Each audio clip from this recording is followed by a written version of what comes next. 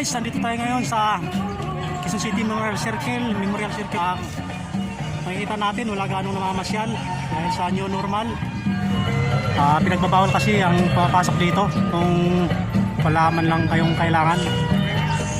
Kaya kung sabihin nyo nabibili kayo ng mga halaman, papapasokin kayo guys. Nakayamat ko yan, may magpapakis doon ng sayaw. Pinapasok tayo guys kasi may seminar yung aking asawa sa contract tracer. Ayan, ito tayo mga alamat. I love QCMC Quezon City Memorial Circle.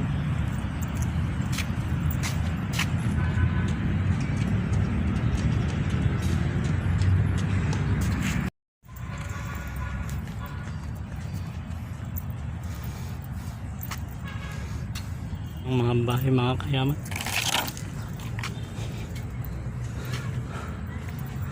Ang tawag yan, Chinese garter. Yung mga mamasyal na mag-waiting curtain. Kung meron man, iilan na lang.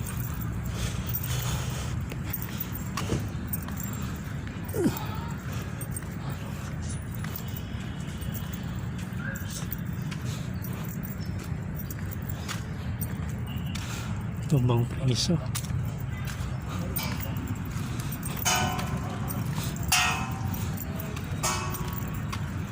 Laro yan, basketball. Nakaubad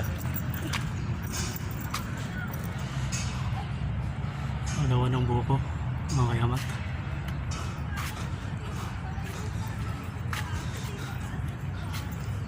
Itong laro no, sa elementary ako. Liksong Tinik.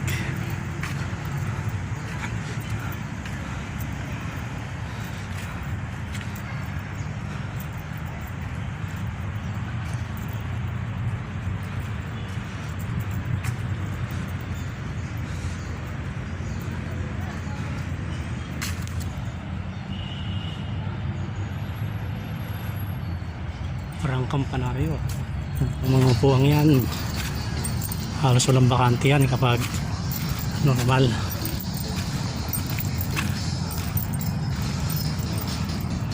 Sa ngayon halos lahat bakante, walang kaupo.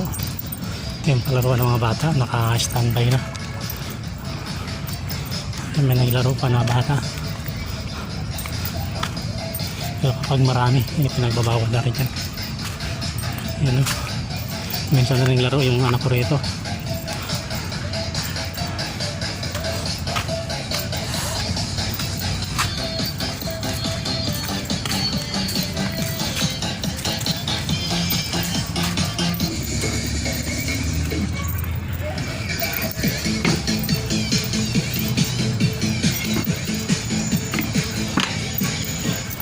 Magbukas pa ng tindahan doon. Pero iilan na lang. Kadalasan ng mga pagkain.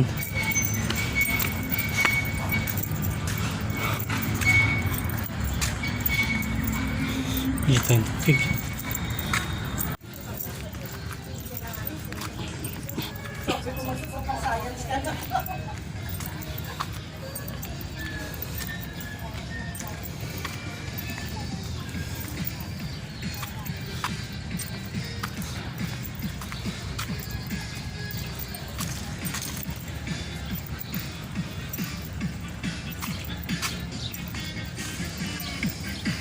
Dito mga kayamat, ang daming nag-exercise dito. Panahon ng normal pa. Sana di na nagagamit. Nakalawak na.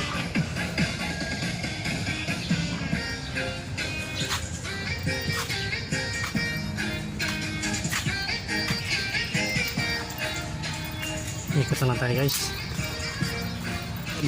YouTube. Sino kasama mo dito? Ba't nandito ka? Namamasyal kayo? Hindi, inala ko ng Vicente. Dito? Sige. Ano pa nga sa YouTube yun? Nanonood ka? Yamatra TV. Ha? Yamatra TV. Yamatra? Oo.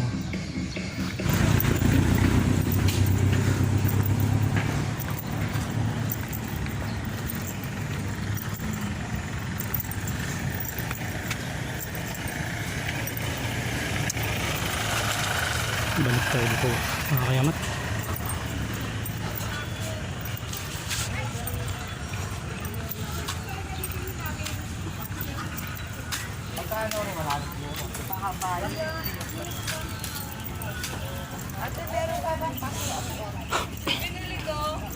Ayan mga kayamat, daming ititinda dito ng halaman.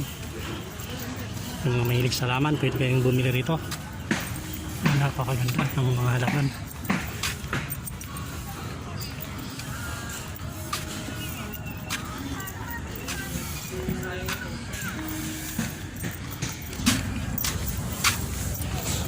Yan ang mga nagtitsaking na.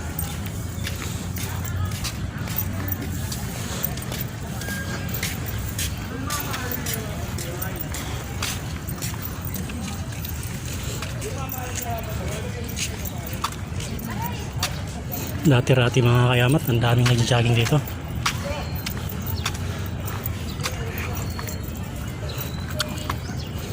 Ayan yung bantayo ng exercise lang.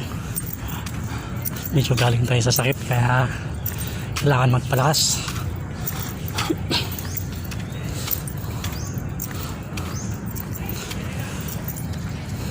Bantayo ni Manuel L. Quezon yan mga kayamat.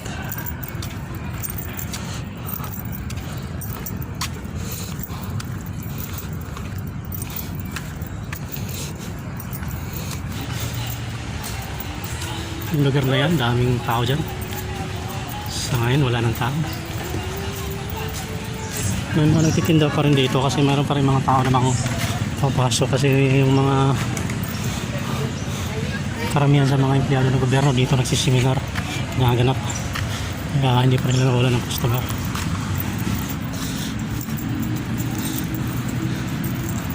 Yung building na yun sana yung museum ng mga sasakyan.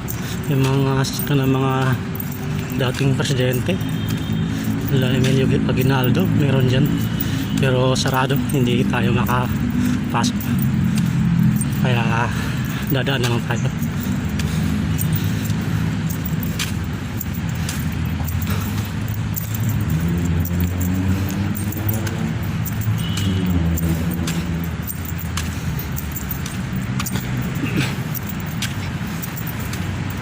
Pero meron pa rin nangangalaga ng mga naglilinis sa lugar para hindi makapabayaan kung sakaling kasi maging balik na ang normal, balik na naman dito sa maraming tao. Nakikita naman natin yung ganda kinang ng Quezon City Memorial Circle.